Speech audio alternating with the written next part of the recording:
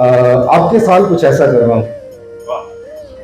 आपके साथ कुछ ऐसा करना, अपने पिछले 12 माह के दुख सुख का अंदाजा करना, बिसरी यादें ताजा करना।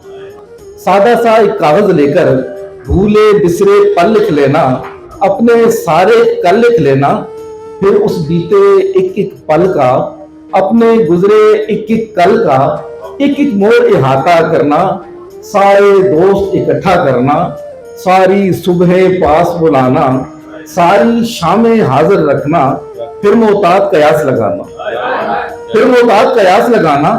घर तो खुशियां बढ़ जाती हैं, तो फिर तुमको मेरी तरफ से आने वाला साल मुबारक।